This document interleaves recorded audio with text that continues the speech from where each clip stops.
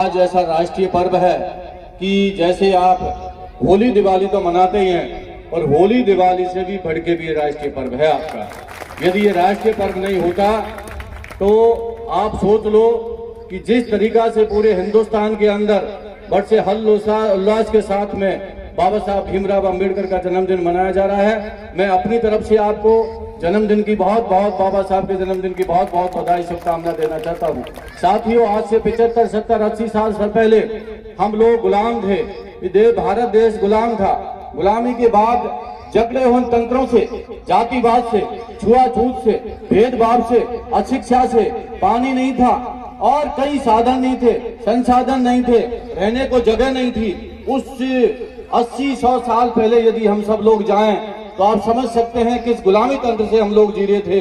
मैं धन्यवाद और नमन करना चाहूंगा उन महापुरुषों को, राष्ट्रपिता महात्मा गांधी, पंडित जवाहरलाल नेहरू, दादा टोपे, मंगल पांडे, उन महापुरुषों को जो हम लोगों को आजादी दिलाई। और हम सबसे ज्यादा कृतकारी और सब आभार प्रकट करना चाहते हैं, कोटि कोटि नमन करना चाहते हैं बाबा साहब भीमराव अंबेडकर का।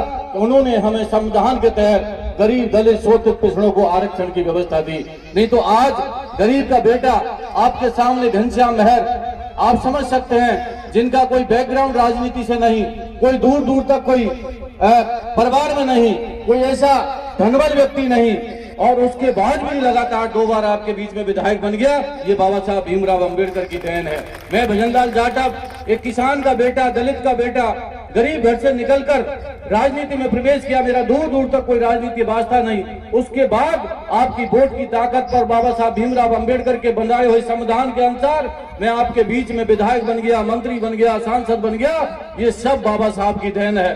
बढ़िया झकाझक कपड़े पहन रखे हैं घनश्याम जी मेहर ने, तमाम लोगों ने। ये कपड़े सब बाबा साहब की देन थे। पुराने जमाने के अंदर आप लोगों को अच्छे कपड़ा, नए कपड़ा पहनने का भी अधिकार नहीं था। ये सारे जो दिलाए माता बहनों के अंदर आज हम लोग जेवरात पहन लेते हैं, बढ़िया हाथ में मोबाइल है, ये सब बाबा साहब भीमराव अंबेडकर की देन है। पर मैं कहना चाहता हूँ, बाबा साहब भीमराव अंबेडकर कोई एक बात जाति विशेष के नहीं थे कि ये शेड्यूल कास्ट के नेता थे, पर कुछ जातिवादी मानसिकता के लोगों ने जो छुआछूत करते हैं, ऐसे लोगों ने एक इकट्ठा करके और एक समाज का नेता उनको बना दिया, ऐसा महापुरुष बना दिया। मैं तमाम हमारे मीना भाई बैठे हैं, उनको निवेदन करना चाहूंगा। कल हमने भरतपुर के अंदर एक ऐसी मिसाइल कायम की है कि जाट समाज ने भव्य जयंती बाबा साहब की और महात्मा ज्योतिरादित्य फूले की जयंती मनाई है। ये जाटव समाज या एससी में क्यों जयंती मननी चाहिए?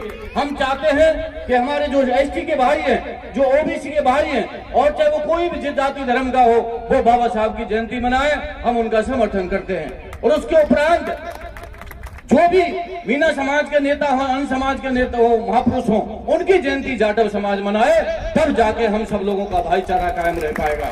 आज तमाम शेड्यूल ट्राइब के भाई, हमारे कोई आईएएस है, आईपीएस है, तमाम हमारे पास में बिल्डिंगें बन रही हैं। ये भी बाबा साहब और क्या नाम है, कैप्टन छुट्टन लाल जी, ये लोग संघर्ष नहीं कर पाते, आरक्षण की व्यवस्था नहीं हो पाती, तो आज ना कोई आईएएस बन पाता, ना कोई एसपी बन पाता।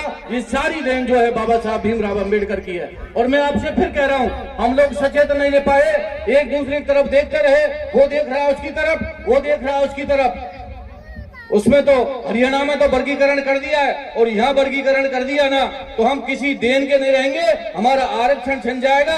संघर्ष करना जरूरी है, समाज तक एकता बनाना जरूरी है। मैं आपसे निवेदन करना चाहता हूँ, अगली जयंती मने तो मीना समाज या अन्य समाज के अंदर बाबा साहब भीमराव अंबेडकर की जयंती मननी चाहिए, जिससे समाज में मैसेज जाए कि हम सब लोग एक हैं। एससी, एसटी, ओबीसी के लोग हम सब लोग एक हैं, दलित, पिछड़े, शोषित हम सब लोग पिछड़े एक हैं। इन्हीं शब्दों के साथ में आपको बहुत बहुत धन्यवाद, आपको बधाई देना चाहता हूं। आप सब लोग, क्योंकि आज कार्यक्रम बहुत है और मैं माफी चाहता हूं, इन्होंने साहब आज बहुत किया, मुझे पता ही नहीं था, मैं रात को सो गया। मैं रात को 12 बजे आया, ये कब तो आए कब नहीं आए, और रात को वहीं सो के मेरे वहीं सो गए और पूरी रात करेली के लोग वहीं रहे। और जब मैं जगह सुबह मैंने कि ये कौन सो रहे हैं, बोल साहब ये तो करेली के हैं। तो मैंने कि ये कैसा है साहब, ये तो रात को ही आ गए कि साहब आना ही पड़ेगा। तो मैं आपके बीच में आया, आपका धन्यवाद, शुभकामनाएं। रोड तो बनती रहेंगी, टूटती रहेंगी, चलती रहेंगी, पर एक आपसे निवेदन है, आने वाला समय बड़ा खतरनाक है। इन जुल्मी शाही से, तानाशाहों से, जो आरएसएस बीजेपी के विचारधारा के लोग हैं, इनसे हमको लड़ाई अब शुरू हुआ। एक आजादी 75 साल पहले मिली थी, दूसरी आजादी अब जिस तरह के भयानक जो देश के अंदर खतरा चल रहा है, आप सबको पुनः बधाई, शुभकामनाएं। जय भीम, जय भारत, नमो बुद्धाय, जय जवाहर, नमस्कार, धन्यवाद। बहुत बहुत धन्यवाद।